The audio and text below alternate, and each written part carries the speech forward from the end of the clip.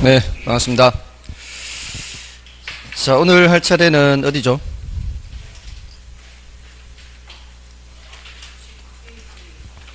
99페이지죠. 제가 몰라서 묻는 게 아니고요. 습관적으로 묻는 거예요. 일종의 직업병 중에 하나입니다. 오늘도 지난주에 했던 내용들을 좀 살펴보겠습니다. 첫째 주에 총론을 했죠. 총론에서는 부동산 개념이라는 걸 정리하셔야 되고요. 그리고 부동산 분류, 부동산 개념에서는 법경기 분류해서 법적 개념을 협의, 광의 나눠서 협의는 토지 및 정착물, 그 다음에 광의는 준부동산까지죠. 정착물에 대해서 더 정리해야 되고요. 준부동산에 대해서 더 정리해야 됩니다. 이렇게 하면은 법적인 개념이 이제 분량이 제일 많은 거죠. 그 다음에 경제적 개념과 기술적 개념 해서 정리하시고요. 그 다음에 부동산 분류에서는 부동산 활동상 분류가 더 중요하다 그랬죠. 대지, 택지, 부지, 그리고 후보지, 이행지, 필지, 획지, 나지, 건부지, 맹지, 자루형 토지, 법지, 빈지, 그 다음에 공지, 공한지, 유휴지, 휴한지, 포락지, 뭐 이런 것들이에요. 그 다음에 부동산 특성에서는 종류 정도 기억하시라 그랬죠. 자연적 특성의 부부동성, 부부증성, 부부영, 영속성, 부부연계, 개별성, 부부연계인, 인접성, 인문적 특성의 용도 다양성, 병합 분할 가능성, 용병사, 사회적, 경제적, 행정적 위치 가변성, 뭐 이런 것들입니다. 자, 지난주에 했던 것을 조금 더 자세히 살펴보면은, 지난주에는 그 수요 공급과 경기 변동겠죠. 경기 변동은 이제 중요도 면에서는 수요 공급보다는 좀 낮으니까 수요 공급을 위주로 복습을 좀 해보겠습니다. 자, 이 수요 공급에서 수요 공급의 개념, 여기서는 요량 변수와 저량 변수를 구별하는 게 있었죠. 유량 변수, 저량 변수, 요거 구별, 어떤 항목들을 나열했을 때 이게 유량 변수에 속하느냐, 저량 변수에 속하느냐를 구별할 수 있어야 되죠. 이럴 때 국어를 해보면 된다 그랬죠. 세종시 인구가 지난 1년간 몇 명이에요? 말이 돼야 안 돼요? 말이 돼요? 말이 되면 이제 국어가 안 되는 거예요. 지난 1년간 세종시 인구가 몇 명이에요? 말이 안 되잖아요. 그러면 지난 1년간이라는 말을 넣어서 1년간 기간을 넣어서 말을 만들었더니 말이 안 된다는 얘기는 이거는 유량 개념이 아니란 얘기예요. 저량 개념이란 얘기죠. 지금 세종시 인구가 얼마냐? 1년 전에 얼마냐? 이렇게는 물을 수 있지만 지난 1년간 이런 식으로 물을 수가 없잖아요. 그렇게 판단하시면은 그러면은 웬만한 거는 다 해결이 돼요. 아시겠죠? 근데 이제 조금 이제 생각을 해야 되는 것들이 있다면 그런 것들은 좀 암기를, 그럼 몇 가지 항목만 남기를 하면 돼요. 어떤 경우에는 어떤 분들은 주택 거래량 같은 거, 신규 주택 공급량 이런 것들은 잘 이제 캐치를 못 하시는 분들이 있어요. 거래량이나 신규 주택 공급량 이런 것들은 유량입니다, 유량. 그래서 보통 그 언론에서도 발표할 때 지난달 거래 건수가 전년에 비해서 몇 퍼센트 증가했다 이렇게 하잖아요. 지난달, 한 달 동안 그렇게 얘기하거든요.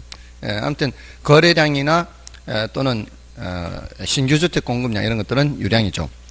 그리고 저량은 이제 재고 개념인데, 재고 개념이 대표적인 것이 자산이에요. 그러니까 자산 하면은 재고 개념의 대표적인 거예요. 자산이 지난 1년간 자산이 얼마냐? 이건 말이 안 된단 말이에요. 지금 자산이 얼마예요? 1년 전에는 얼마였어요? 이렇게 자산을 묻는 거죠.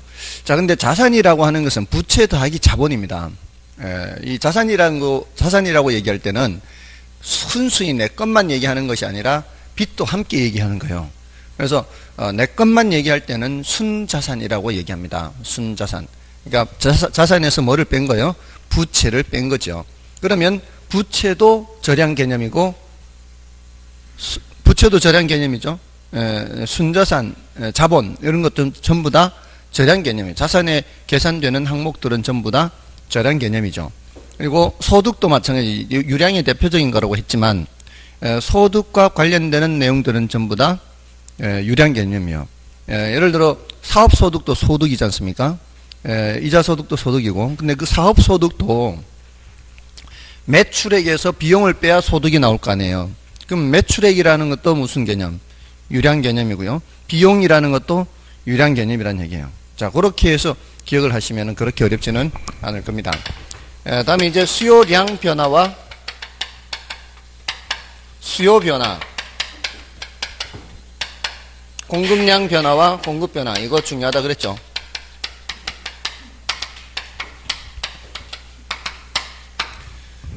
요 수요량 변화, 공급량 변화, 이쪽은 그 재화에 뭐가 변하는 거예요? 그 재화의 가격이 변하는 거죠. 이거는 그 재화의 가격 외의 요인이 변하는 거죠. 자, 이렇게 구별하는 이유가 그래프를 그려서 나타내기 때문이라 그랬죠. 그래프를 그릴 때는 축이 몇 개밖에 없어요. 2개밖에 없다는 거예요.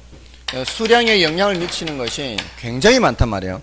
근데 수량은 반드시 표시를 해야 되고, 거기에 영향을 미치는 게 가격 말고도 소득도 있고, 관련재 가격도 있고, 관련재가 뭐라 그랬어요? 대체재 또는 보완재라고 그랬죠. 대체재 또는 보완재. 대체재나 보완재 가격도 영향을 미치고, 또 기타 많잖아요. 뭐 인구도 있고 뭐 많고. 이거는 수요 결정 요인이에요, 공급 결정 요인이에요. 이건 수요 결정 요인이죠. 수요 결정 요인과 공급 결정 요인을 구별을 해야 되죠. 공급 결정 요인에는 생산, 기술 수준, 가격은 똑같이 있는데 생산, 기술 수준 또는 생산, 요소 가격, 이런 걸 특히 기억하시라 그랬죠. 다릅니다, 이게. 그래서 가격이 변해서 수요하고자 하는 양이 변하든, 소득이 변해서 수요하고자 하는 양이 변하든, 수요량은 다 변하는데, 가격이 변해서 수요하고자 하는 양이 변할 때는 같은 수요 곡선상에서 이 높낮이가 변하면서 수량이 변하는 거죠. 지금 요렇게 지금 길이가 변하는 거죠. 요 길이가 늘어나는 게 뭐예요? 가격이 점점 내려가는 거예요. 가격이 내려가니까 수요하고자 하는 수량이 늘어나는 거죠. 자, 이렇게 가격이 변할 때는 같은 수요 곡선상의 점의 변화, 끝점이죠. 이 끝점, 점의 변화지만, 소득이 변할 때는 같은 가격이라도 더 많이 수요한다 그랬죠. 소득이 변할 때는 같은 가격이라도 더 많이 수요하니까 같은 수요 곡선 상에서는 표시를 할 수가 없어요. 소득이 변해서도 수량이 변할 수 있는데, 그때는 같은 가격이라도 더 많이 수요하는 거죠. 또 가격이 하락했을 때도 마찬가지죠. 가격이 하락했을 때도 여기에서 이렇게 하락하는 거는 순수히 가격 하락만 나타낸 거예요. 근데 소득도 증가하고 가격도 하락할 수도 있잖아요. 우리가 장 보러 갔을 때, 그랬을 때는 여기 수요하다가 어디로 가는 거예요? 이쪽으로 가면 바로 이쪽으로. 여기서 이 수량에서 이 수량으로 늘어나는, 이만큼 더 늘어나죠. 이만큼 더 늘어난 이유가 뭐예요? 이만큼 늘어난 것은 가격이 하락해서 더 늘어난 거고, 이만큼 더 늘어난 거는 소득이 증가해서 더 늘어난 거죠. 이 점에서 이 점으로 올 수도 있는 거죠. 우리 일상생활에서 수요할 때는, 일상생활에서 수요할 때는 이 점에서 바로 이 점으로 올 수 있어요. 그리고 이걸 우리 시험에서도 묻기도 해요. 묻기도 합니다. 이론적으로는 잘 묻지 않아요. 한 번도 물은 적이 없어요. 여기서 이렇게 오는 걸 물은 적도 있어요. 계산 문제로. 계산 문제로 하니까 갑자기 긴장되죠. 그렇게 긴장할 필요 없이요. 제가 말씀드릴게요. 자, 이제 어떻게 하는가 하면은, 자, 이걸 이렇게 해요. 그걸 탄력성으로 이제 묻는데, 이제 너무 어렵게 생각하지 마시고요. 탄력성이라는 게 지난주 마지막에 했는데 미리 좀 말씀을 드리면, 복습하면, 탄력성이라는 게 뭐의 크기 정도를 나타내는 거라 했어요. 수량 변화의 크기 정도를 나타낸다 그랬잖아요. 이게 수량 변화의 크기 정도요. 그러니까 수량이 많이 변하느냐, 적게 변하느냐. 이 숫자가 크면 클수록 수량이 많이 변한다는 뜻이겠죠. 이 숫자가 작으면 수량 변화가 적다란 뜻이에요. 그럼 예를 들어서 이 숫자가, 탄력성이라는 숫자가 2다. 그러면 이게 탄력적이에요. 1을 기준으로 해서 숫자가 클 때, 뭐에 비해서 얘가 수량이 많이 변한다, 이렇게 얘기하거든요. 근데 이게 가격 탄력성 하잖아요. 가격 탄력성이 2다. 이 소리는 가격에 비해서 2배만큼 수량이 변한다는 얘기예요. 변한다는 얘기요. 증가일 수도 있고 감소일 수도 있어요. 변하는 거는 그 증가일 수도. 왜? 가격이 하락하면은 수요량은 증가하는 거지만 벌써 눈 감으면 안 돼요. 가격이 내려가면 수요량이 증가하죠. 이렇게도 2배, 이렇게도 2배. 숫자만 나오면 눈 감아요. 어쨌든 2배, 제 오른팔이 가격이요. 가격이 변하는 거에 비해서 가격이 내려가면 수요량은 증가하잖아요. 근데 증가하더라도 요거 내려가는 것에 2배만큼 수량이 증가하는 거예요. 탄력성이 일하는 의미가. 아셨어요? 가격이 요만큼 올라갔을 때 얘가 가격이 올라갈 때 내려간단 말이에요. 수요에서는 안 비례니까. 근데 가격이 요만큼 올라갔을 때 수량은 2배만큼 내려간다 이 말이에요. 뭔지 아시겠죠? 여기에 2배만큼 수량이 변한다 이 뜻이에요. 근데 우리 시험에 이렇게 문제를 내는 거죠. 가격이 3% 변하면 수요량이 몇 프로 변할까요? 이럴 때 6%죠. 근데 시험에서는 4%로 나왔어요. 4%. 시험에서는 4%. 탄력성을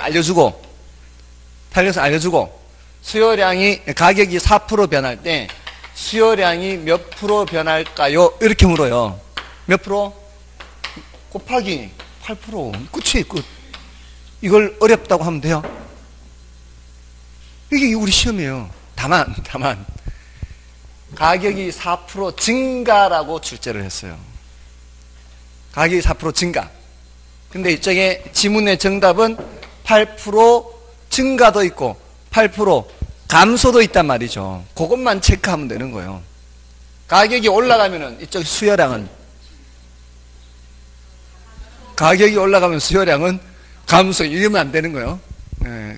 가격과 수요량은 항상 반비례예요. 그것만 찾으면 되는 거예요. 그러니까 이게 수요에서는 말이에요. 수요에서는 수요의 가격 달성할 때는 수요에서는 가격이 올라가면은 수요량은 내려가고 가격이 내려가면은 수요량은 증가한다. 이렇게 된단 말이에요. 그죠? 자, 이것만 조심하면 돼요. 이런 문제가 몇 번 나오고요. 그 다음에 또 뭐가 나왔는가 하면, 자, 이제 소득 탄력성 해볼게요. 소득 탄력성이 0.6이에요. 이 의미가 뭘까요? 1보다 작으니까 비탄력적이죠. 비탄력적인데, 대신 얘는 또 양수예요, 양수. 소득 탄력성이 양수면, 정상제. 같은 방향으로 움직이는 거. 소득 나오면 조심하라 그랬죠. 소득 나오면은 정상제, 열등제. 일주일 되니까 또 포맷이 돼서 오셨어요. 그래도 관계없어요. 그래야 제가 할 일이 있다 그랬죠. 자꾸 까먹고 오셔야 돼요. 안 그러면 제가 할 일이 없어요. 자, 소득 나면은 정상제, 열등제 2가지. 정상제는 소득이 증가할 때 수요가 증가해요. 소득이 감소할 때 수요가 감소해요. 이거를 분수꼴로 나타낼 때 이렇게 위로 재팔이 이렇게 가는 거는 플러스 이렇게 된단 말이에요. 이렇게 되면은 마이너스가 되죠. 그럼 분모 분자 부호가 같다라는 뜻이에요. 같은 방향이다 이 뜻이. 그럼 분모 분자 부호가 같으면 전체 부호는 플러스가 되죠. 그러니까 정상제의 경우에는 이게 양수로 나왔다는 얘기는 이게 소득 탄력성이 정상제의 경우는 양수. 자, 그러면서 0.6배만큼 뭐가 변한다? 수량이 변한다. 항상 탄력성 개념은 뭐에 변하는 정도라고요? 수량 변화의 크기 정도예요. 그러니까 가격 탄력성이 2로 나오든 소득 탄력성이 0.6으로 나오든 그 뒤에다가 뭐를 붙이면 몇 배를 붙이면 요거는 2배만큼 수량이 변한다. 뭐의 2배? 가격의 2배만큼 수량이 변한다. 수량 변화의 크기 정도다 이 말이에요. 요거는 소득 탄력성이 0.6이다 이 소리는 소득의 0.6배만큼 뭐가 변한다? 수량이 변한다. 됐나요? 탄력성은 뭐라고 기억하셔야 된다고요? 수량이 변하는 그 크기 정도를 나타내는 게 탄력성이라고요. 이걸 잊지 마셔야 된다고요. 이걸 절대 시험에는 아니고 시험에는 거의 묻지 않아요. 시험에 묻지 않는데 이걸 늘 생각을 해야 돼요. 숫자를 볼 때마다 얘는 2배만큼 뭐가 변한다? 수량이 변한다. 아시겠어요? 그러니까 수학적으로 숫자를 얘기할 때는 그게 다 의미가 있단 말이에요. 굉장히 축약된 의미죠. 이렇게 생각을 해야 돼요. 이 2라는 숫자. 이 탄력성을 볼 때는 이걸 생각해야 된다는 거죠. 자, 그럼 여기서도 마찬가지. 소득이 5% 증가한대요. 소득이 5% 증가하면은 수량은 그곳에 몇 배? 0.6배. 그러니까 곱하기만 하면 된다 이 말이에요. 다른 말로 하자면. 그러니까 앞으로 숙달 되면은 뭐만 하면 돼요, 이제. 곱하기만 하면 된다면 곱하기만. 0.6배라는 게 곱하기만 하면 몇 프로? 3% 증가요, 감소요? 증가. 여기서는 양수, 음수를 따져야 되는 거고 같은 방향이에요. 자, 그러면은 어떤 문제에서 가격 탄력성이 2이고 소득 탄력성이 0.6일 때 가격은 4% 내려가고 여기 내려온 크기가 4% 내려오고 소득은 5% 증가하면 전체 변화율은 이렇게 물은 적은 있단 말이에요. 그러니까 여기서 가격 내려간 것이 변한 것 크기에다가 소득 증가한 것의 크기를 한꺼번에 이렇게 계산으로는 물은 적이 있단 말이에요. 아시겠습니까? 뭐든 소득이 변하든 관련제 가격이 변하든 인구가 변하든 가격이 변하든 수요량은 변한다 그랬죠. 수요량은 변하는데 왜 이걸 수요량 변화, 수요 변화 구별을 하겠어요? 수요량 변화는 같은 수요곡선상에서 점의 변화로 나타나니까 따로 특별히 수요량 변화라고 하고 나머지 요인들, 소득이 변하든 관련제 가격이 변하든 인구가 변하든 나머지 요인이 변하면 새로 선을 그려야 되니까 이렇게 말로 구별을 해준다 이 말이죠. 그래프상으로 다르게 나타나니까. 됐나요? 안 됐으면 다음 기회에. 안 됐으면 다음 기회에. 아무튼 다음 기회 또 있어요. 자, 그러니까 수요 변화는 딱 보는 순간 가격이 변한다, 가격 외의 요인이 변한다, 가격 외의 요인이 변한다, 이게 생각이 나야 되고 머릿속에는 새로 그래프를 그려야 되는구나 이 생각을 해야 된다 이 말이에요. 근데 그리는데 오른쪽에 그려야 되는지 왼쪽에 그려야 되는지 그것만 이제 추가하면 된단 말이에요. 그죠? 그는 가격 외의 요인이 나올 때죠. 선을 새로 그린다는 얘기는. 맞나요? 네, 가격이 나오면은 수요량이든 공급량이든 같은 선상의 점의 변화죠. 가격이 나오면, 가격이라는 말이 나오면은 이제 공급곡선을 그렸을 때도 마찬가지죠. 이렇게. 가격이 변하면은 같은 공급곡선 상에서 점의 변화, 이게 공급량 변화란 말이에요, 공급자들. 근데 가격 외의 요인이 이제 이거죠, 공급에서는. 생산 기술이나 생산 요소 가격이 변하면 새로 이 공급곡선을 그려야 된다는 얘기죠. 결국은 점의 이동, 선의 이동 이렇게 얘기했지 않습니까? 점의 이동, 선의 이동 이렇게. 네, 요거는 이제 가격 하나예요. 가격 하나. 가격이 내려가면 이쪽에서는 이렇게 되는 거고요. 이쪽에서는 이렇게 되는 거죠. 가격이 내려가면. 자, 그게 이제 양쪽에 공통된 원인이고, 이제 그럼 선의 이동이다 그러면은 그 선이 공급곡선이 이동인지 수요곡선이 이동인지를 구별해야 되겠죠. 그럼 이쪽으로 오면은 수요곡선이 이동하는 거고, 이쪽으로 오면은 공급곡선이 이동하는 거죠. 요거는 이렇게 좀 구별이 되는 거죠. 자, 그 다음은 이동은 이동인데 어느 쪽 이동, 어느 쪽 이동. 오른쪽 이동이냐, 왼쪽 이동이냐, 요것만 이제 해주면 된단 말이에요. 이게 이제 가장 이제 마지막 단계예요. 여기에 되면은 이제 시험 치기가 된 거죠. 시험 칠 준비가 된 거예요. 근데 쉬운 것도 있고 어려운 것도 있어요. 이런 거는 쉬워요. 인구가 증가하면은 수요가 증가하니까 어느 쪽에 그리면 돼요? 오른쪽에 그리면 오른쪽에. 그죠? 그리고 여러분들이 보셨을 때는 이게 수요곡선이죠. 오른쪽에 그리면 되죠. 이렇게 오른쪽에 그리면 돼. 또 좋아하는 정도가 늘었다. 좋아하는 정도가 이 선호도가 늘어서 그러면은 또 오른쪽. 이거는 안 어렵단 말이에요. 근데 여기서는 헷갈릴 수 있는 게 있다 그랬잖아요. 조금 전에 말씀드렸듯이 소득이 증가할 때 항상 수요곡선을 오른쪽에 그리는 것이 아니라 열등제일 때에는 소득이 증가하더라도 수요곡선을 왼쪽에 그려야 된단 말이에요. 그리기는 그리더라도. 그러니까 소득이란 말이 나오면 항상 뭘 생각해야 된다고요? 정상제, 열등제 또는 우등제, 열등제를 생각을 해야 돼요. 그 다음에 한 가지가 가장 어려운 게 이제 대체제 가격이 나올 때요. 대체제 가격이 나오면, 자, 빌라 가격으로 예를 들었죠. 빌라와 아파트를 저울질 하다가 빌라 가격이 올라가면은 빌라를 포기하고 아파트 살 거 아니에요. 아파트 수요가 증가란 말이에요. 대체재 가격이라는 말이 나오면은 같은 방향으로 나타나게 돼. 우리는 요거 보고 그래프를 그려야 되거든요. 제 왼팔을 보고. 이게 대체재 가격이 올라가면은 내가 그려야 되는 대상재화예요. 그 대상재화 수요가 증가니까. 증가는 어느 쪽이 그래요? 오른쪽이 그리는 거죠. 그죠? 그러니까 대체재 가격 이렇게 말이 나올 때는 같은 방향이다라고 생각하면서 대체재 가격이 내려간다 이러면은 내가 그려야 되는 자 수요 감소 내려간다. 그러니까 어느 쪽? 그때 왼쪽에 그리는 거야. 그래프를. 요거를 잘 기억하시면 돼요. 나중에 이제 보완제로 넘어가면은 미루어 짐작하면 되죠. 대체재와 보완제는 서로 성격이 상반되니까 보완제 가격 나올 때는 반대로 이렇게 하면 되거든요. 그러니까 대체재 가격이 나올 때 비례, 이걸 확실하게 기억하는 게 좋아요.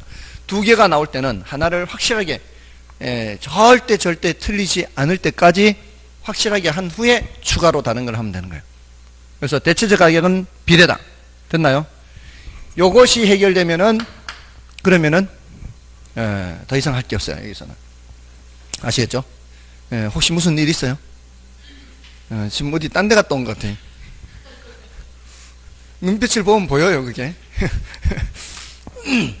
자, 아무튼, 자, 이 수요량 변화, 공급량 변화, 그 다음에 수요 변화, 공급 변화. 굉장히 중요하다 했고요. 그 다음에 균형의 결정과 이동했죠? 균형의 결정과 이동. 균형은 어디서 결정이 되고요? 수요량과 공급량이 똑같을 때. 자, 수요량과 공급량이 똑같을 때를 균형이라고 했는데,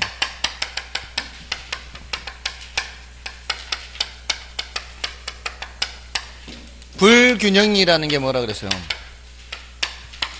수요량보다 공급량이 더 많을 수도 있고, 수요량이 더 많을 수도 있고, 공급량이 더 많은 거를 초과, 공급, 수요량이 더 많은 걸 초과, 수요.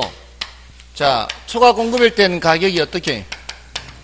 내려가서 조정 들어가는 거고요. 초과 수요일 때는 가격이 올라가서 조정이 들어가는 거죠. 자, 그래서 수요량 변화, 공급량 변화가 나타나게 돼요. 여기도 수요량 변화, 공급량 변화. 여기도 수요량 변화, 공급량 변화. 초과 공급 상황. 자, 시장이라는 무대 생각하라 그랬죠. 이 오른쪽에 공급자들이 등장해 있고 왼쪽에 수요자들이 등장해 있는데 누가 더 많은 상황이에요? 공급자들이 더 많은 상황이에요. 이쪽에. 자, 그러면 가격이 내려가면서 공급자들은 이제 일부 빠져나갑니다. 가격이 이제 마음에 들지 않아요. 그 가격이 유지되면은 팔라고 왔었는데 가격이 내려가기 시작하니까 공급자들 일부는 빠져나가고 가격 내려가니까 시장 무대 밖에 대기하고 있던 수요자들 중에 일부는 들어오게 되죠. 그러면서 수요량과 공급량이 같아지게 되고 반대 상황에서는 또 반대죠.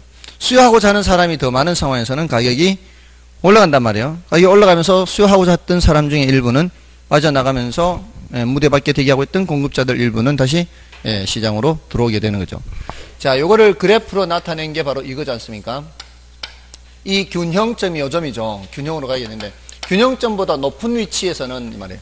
균형점보다 높은 위치에서는 뭐가 나타나요? 초과 공급이 나타나서 가격이 하락함에 따라 공급량 감소, 수요량 증가 이렇게 되고 이 상태에서는 초과 수요가 나타나서 가격이 올라가게 되고 그래서 올라가면서 수요량 감소, 공급량 증가 이렇게 됐나요? 자, 여기에 이제 균형 결정. 균형이 결정되는 것은 수요량과 수요 곡선과 공급 곡선이 교차하는 점이에요. 자, 근데 그 이동이죠, 이동. 여기 숙제가 있었죠. 숙제가 아까 요 대목이 오면 생각이 나요. 숙제를 냈다는 게. 했나요? 좀 볼까요? 숙제 좀 볼까요? 좀 대표를 한 분 볼까요? 대표. 예, 아이고.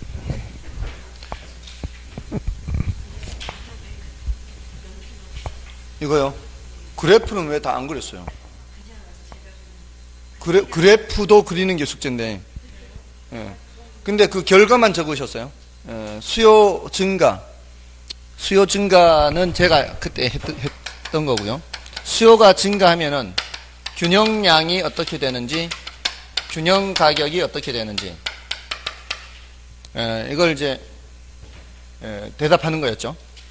근데 이걸 꼭 그래프를 그려야만 하는 건 아니에요. 사실은 그래프를 그려야만 하는 건 아니지만 그래프를 그리는 것이 훨씬 유리해요. 왜냐하면은 일반적인 경우만 시험을 내는 게 아니라 예외적인 경우도 시험을 내거든요.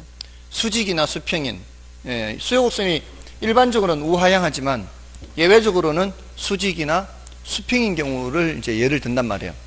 그럴 때를 생각한다면 그래프를 자꾸 그려봐야 돼요.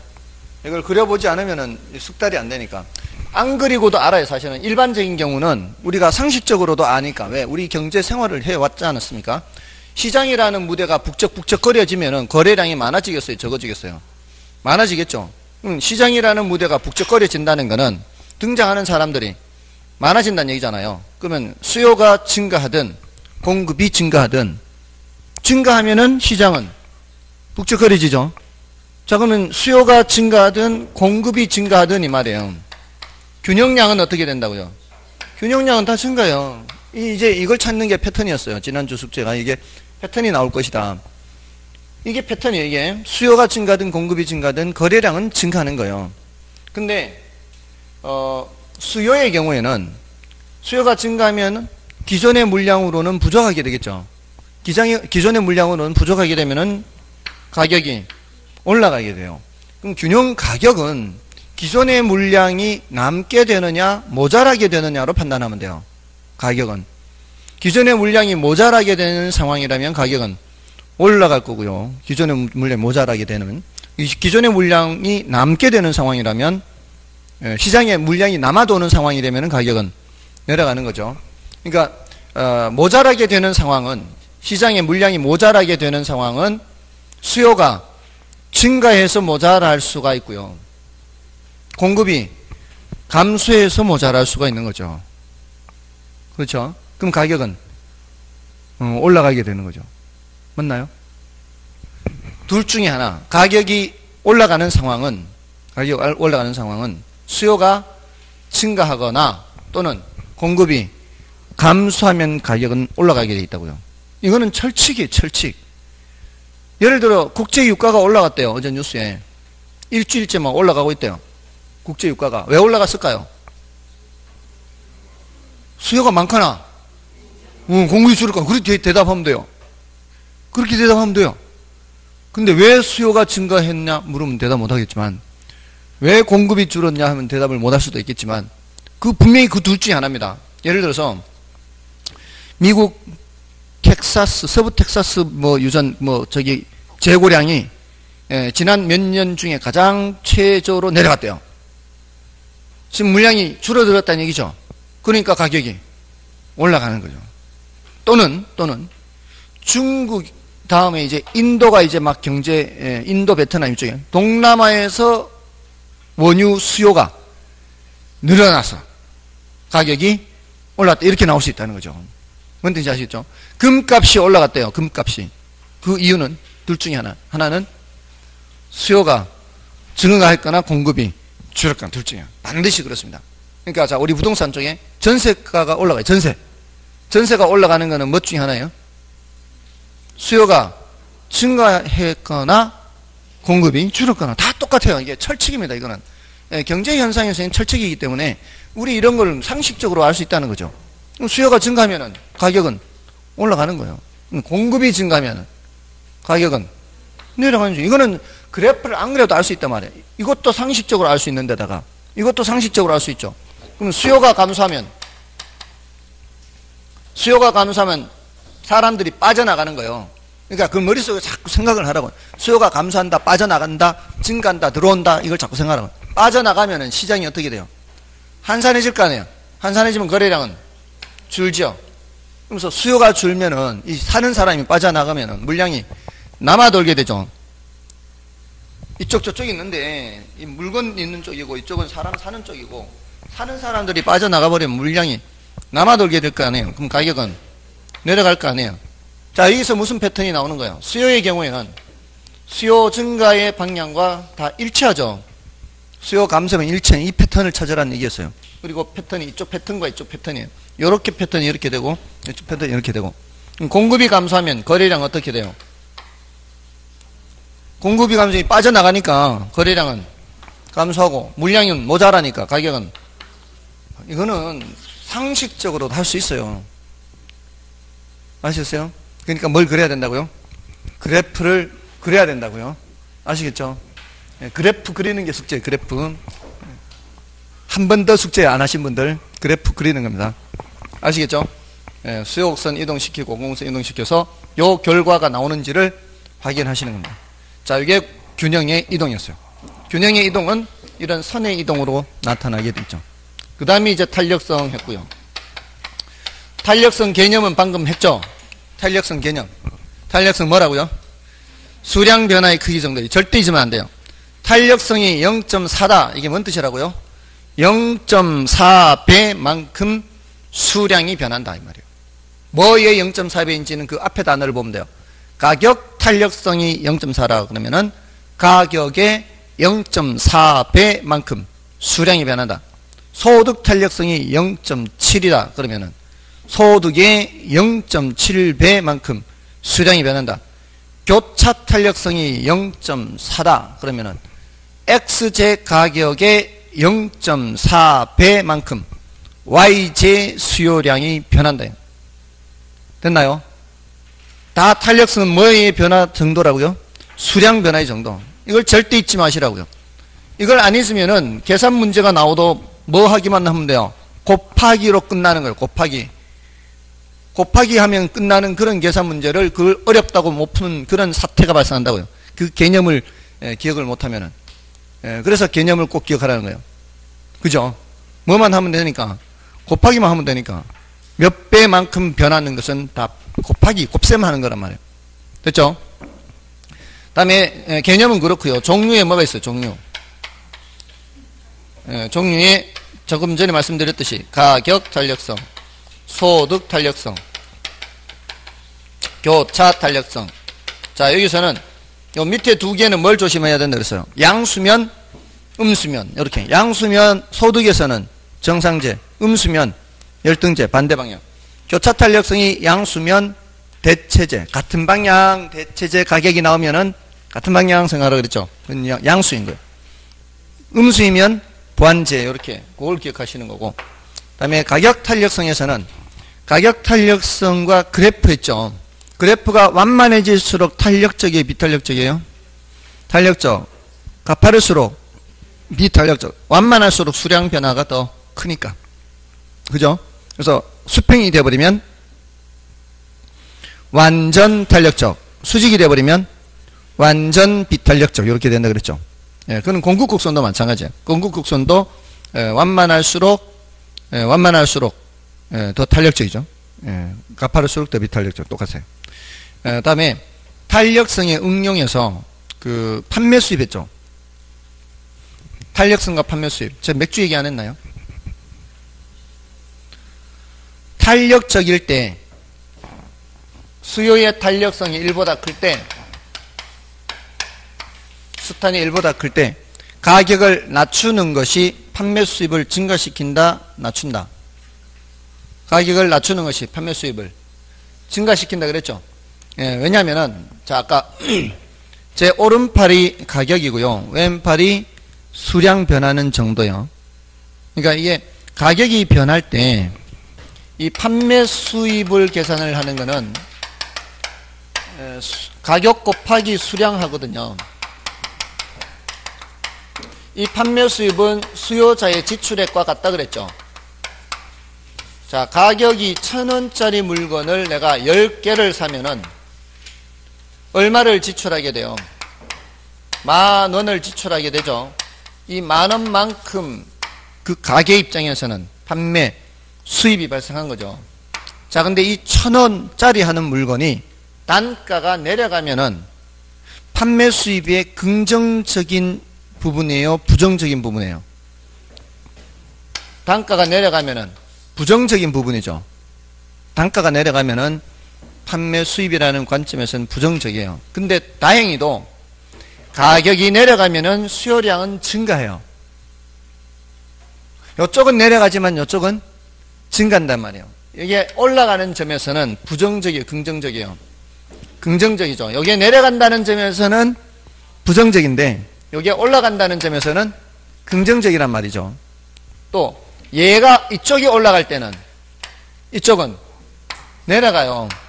이쪽이 긍정적인 측면이 있을 때는 이쪽이 부정적인 측면이 있어요. 이게 늘 동시에 나타난단 말이죠. 자, 그럼 어떻게 하면 이 숫자가 커질 건가 하는 거예요. 우리는 부정적인 측면을 압도할 만큼 긍정적인 측면이 나타나도록 하면 되겠죠. 맞나요? 가격이 낮아지는 것은 부정적인 측면이지만 이것보다도 수요량이 크게 늘어나면 이걸 압도할 거 아니에요. 이게 크게 늘어난 제 왼팔이 수량 변하는 거라고요. 수량이 많이 변했어요, 적게 변했어요? 얘 변하는 것보다 이 폭보다, 이 내려가는 폭보다 많이 변하잖아요. 이게 바로 뭐예요? 탄력적인 경우라고요. 탄력적인 경우에는 이 가격을 낮춰서 수요량을 크게 증가시키면 판매 수입이 늘어난다 이 말이에요. 맞나요? 그래서 900원으로 이렇게 하락하더라도 10% 하락해도 얘가 50% 올라가서 15개로 올라가면 이 말이에요. 그럼 9 곱하기 15 하면은 13,500원 나오죠. 이렇게. 근데 반대로 오히려 100원을 올렸더니 50% 내려가면 어떻게 되겠어요? 1,000원짜리를 1,100원 올렸더니 매출이 반으로 뚝 떨어지면 5,500원 밖에 안 되잖아요. 판매 수입이 뚝 떨어지죠. 뭔 뜻인지 아시겠죠? 그러니까 수량이 크게 변한다 그랬잖아요. 올라갈 때도 많이 올라갔다면 내려갈 때도 많이 내려간단 말이에요. 그러니까 탄력적인 저하는 가격을 올려버리면 어떻게 해요? 사람들이 발길을 끊어버린다 이 말이에요. 그러니까 탄력적인 저하는 가격 탄력성이 1보다 클 때는 어떻게 해야 된다고요? 가격을 내려서 많이 사게 해야 된다. 됐나요? 그게 지난주에 했던 마지막 그 탄력성의 응용이었어요. 그 다음에 이제 경기 변동을 했고요. 경기 변동은 이제 더 이상 복습을 하지 않겠습니다. 좀 더 이해하셨나요? 좀 이해되셨나요? 이럴 때는 빈말이라도 대답하시라 그랬죠.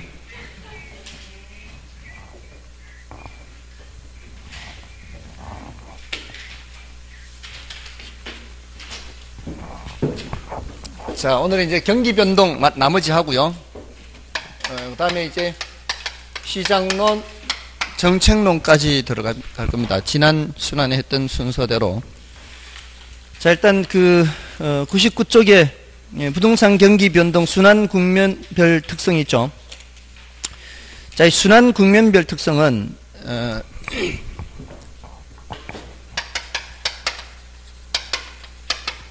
순환 국면 지난주에 이렇게 도표를 그렸죠. 그래서 이게 네 국면으로 나눌 때 여기가 상향시장, 여기 호황이라고 할 수도 있고요. 후퇴시장, 하향시장, 이거 불황이라 할 수도 있고요. 회복시장 이렇게. 그래서 상후 하회 이런 국면이죠. 국면. 이런 국면별로 어떤 특성이 있는지를 보는 겁니다. 그래서 상향시장, 후퇴시장, 하향시장, 회복시장 뭐 또는 우리 교재에서는 제일 먼저 뭐가 나와 있어요? 하향시장이 제일 먼저 나와 있나요? 그는 관계없어요. 하, 회, 상후 이렇게 나오든 상후, 하회 나오든 순서는 지켜야 되고요. 순서를 물은 적도 있으니까. 그리고 우리 부동산에는 안정시장이라는 독특한 시장이 있어요. 안정시장. 안정이라고 하는 요 안정시장은 모든 부동산이 그런 게 아니고요. 이러한 성격을 갖는 부동산이 있다라 그래요. 그러니까 도심지 점포라든가 소규모 주택 같은 것들 있죠. 이 부동산들은 실수요자에 의해서 지탱이 된다 그래요. 실수요자. 그러니까 실수요자에 의해서 지탱이 되기 때문에 어떤 투기적인 요소가 별로 개재되지 않아요. 그래서 다른 쪽이 좀 안 좋더라도 불황이라 하더라도 이쪽은 그렇게 불황이지 않은 거죠. 실수요자들이 늘 있으니까. 그리고 다른 쪽이 막 빠른 속도로 가격이 올라가도 여기는 뭐 그렇게까지 올라가지 않는 거죠. 그러니까 안정적이죠. 이게 변화가 안정적이죠. 그래서 이런 것들을 불황에 강한 부동산 그래요. 불황에 강한 부동산. 자, 요거는 회복 다음에 오는 게 아니에요. 독자적으로 존재하는 겁니다. 예, 어디 사이에 들어가는 게 아니라 별도로 존재하는 거고요. 그다음에 이제 이런 국면별로 거래는 어떠하고 또 가격은 어떤 움직임을 보이고 매수인이나 매도인 누구를 중시해야 되고 과거 사례 가격은 어떤 의미가 있는지, 자, 이런 것들을 이제 체크를 하는 거예요. 자, 우리 교재를 보시면은 그게 항목별로 뭐 기억, 니은, 디귿, 리을 이렇게 몇 가지가 있지 않습니까? 그 몇 가지를 외우듯이 보는 게 아니고요. 그 여러 가지를 주제를 나누어 보면은 대체로 이런 얘기들이 있어요. 뭐 기억, 니은, 디귿, 리을의 내용들이. 그러니까 이렇게 분류를 이런 식으로 해놓고 여기에 맞춰서 요걸 생각하면서 읽으면은 그렇게 어렵지 않아요. 예를 들어서 이쪽 여기 상향시장이죠. 이때 거래가 어떨까요? 생각을 해보라고요. 상향시장에서 거래가 어떻겠어요? 굉장히 활발하겠죠. 꼭대기 가기 직전까지는 거래가 활발할 겁니다. 그렇죠? 제가 듣기로는 이때는 밥 먹을 시간도 없대요. 네, 밥 먹을 시간이 없대요. 밥 안 먹어도 배부르죠. 그리고 하루에 잔금을 막 10개씩 받고 막 이렇게. 그럼 시간 없어요. 밥 먹을 시간이 없어요. 다음에 이렇게 내려가면 이제 후퇴기, 거래가 어떻게 되겠어요? 거래가 이제 한산해지겠죠. 이제 밥 먹을 시간은 되는 거죠. 그 다음에 이때는요, 하향시장은 굶어야죠. 이때는 굶어야 돼. 밥을 먹을 수 없으니 돈을 못 버니까, 거래가 없으니까. 이때는 거래가 이제 한 건, 두 건 회복이 돼요. 생기기 시작해. 활기를 띈다. 활기. 활기를 띈다. 거의 죽었다. 이렇게. 그 표현들이 그렇게 뉘앙스가 차이가 있는 거죠. 그래서 이 그림을 보면서 생각하시면 돼요. 그 다음에 가격은 이때는 빠른 속도로 올라가는 시기. 요거는 이제 둔화되거나 이제 내려가는 시기. 이건 이제 바닥을 치는 시기죠. 하향시장. 그 다음에 이제 거래가 살짝 다시 올라가기 시작하는 시기. 자, 이런 식으로 생각하시면 되고요. 그 다음에 매도인과 매수인 누구를 중시해야 되냐 이거죠. 부동산 활동에서. 자, 지금 올라가는 상황이에요. 올라가는 상황이라면 누가 배짱이에요? 매도인이 배짱이죠. 이럴 때 누구를 중시해야 돼요? 매도인. 내려갈 때는 매수인. 근데 이걸 생각을 해보면은 당연히 그렇게 생각할 수 있지만 실제 시험 칠 때 이렇게 막 바로바로 생각을 해서 시험을 봐야 되거든요. 그러니까 아예 외워버리는 거예요. 상도 하수. 올라가는 시기에는 매도인, 내려가는 시기엔 매수인을 중시해야 돼요. 상도 하수 이렇게.